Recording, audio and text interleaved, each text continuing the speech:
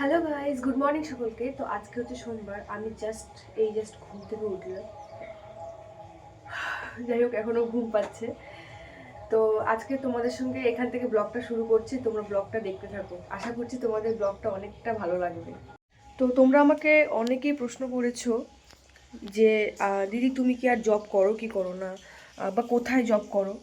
তো আজকের এই ভিডিওতে হয়তো তোমাদেরকে একটু একটু করে বলে দেবো যে আমি অ্যাকচুয়ালি কোথায় জব করছি বা জব করছি কি করছি না।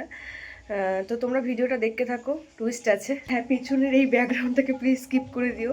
আমি অ্যাকচুয়ালি এখনই ঘুম থেকে উঠলাম, এখনও আমার বিছানা পরিষ্কার করা হয়নি, করে নেব। আর এখন বাজে ঠিক সকাল 8:30।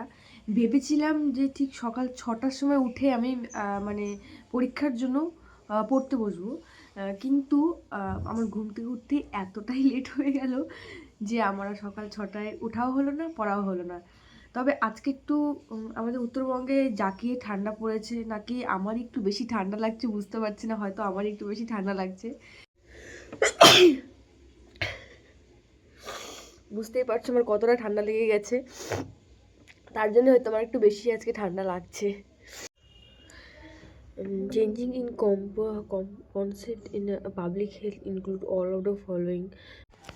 দেখো গাইস, এখন মানে সূর্যের রোদ পাওয়া মানে একটা ভাগ্যের ব্যাপার এখন, কারণ এখানটা এখন খুব একটা রোদ হয় না। একটু ঠান্ডা পড়ে গেছে তো তার কারণেই। তো খবরে আবার শুনছি নাকি আজকে নাকি এখানটা বৃষ্টি হবে, দেখা যাক কি বৃষ্টি হয় কি হয় না। এমনিই তো ঠান্ডা লাগছে, হয়তো বৃষ্টি হলে আরও বেশি একটু ঠান্ডা লাগবে। দেখো তোমাদের মনে আছে এই পুকুরটাতে কিন্তু এখানটায় ছট পূজা হয়েছিল, আর দেখো ছট পূজার পরে দেখো এই এখন পরিস্থিতি পুকুরের। যখন ছট পূজা হয়েছিল তখন কত সুন্দরভাবে পরিষ্কার পরিচ্ছন্ন করে পুকুর এত সুন্দর দেখতে লাগছিল, আর এখন দেখো পুজো শেষ হতেই কিন্তু পুকুরের অবস্থা কিন্তু আবার যেকে সেই। বন্ধুরা, তোমাদেরকে বলেছিলাম পুরো আজকে সারাদিনে যা করবো আমি ব্লগ বানিয়ে তোমাদের সাথে শেয়ার করব, কিন্তু আমি যে ব্লগ করছি আজকে সারাদিন আমি সেটাই ভুলে গেছি, আমার মাথা থেকে বেরিয়ে গেছে। কারণ কি, আমাদের বাড়িতে আজকে এতটাই কাজ ছিল, কি কাজ ছিল সেটাও তোমাদের বলছি। আমাদের বাড়িতে আমাদের সব বাড়ির মানে আমাদের তো পুরো বাড়ি এখনও কমপ্লিট হয়নি, বাড়ি এখনও করছে।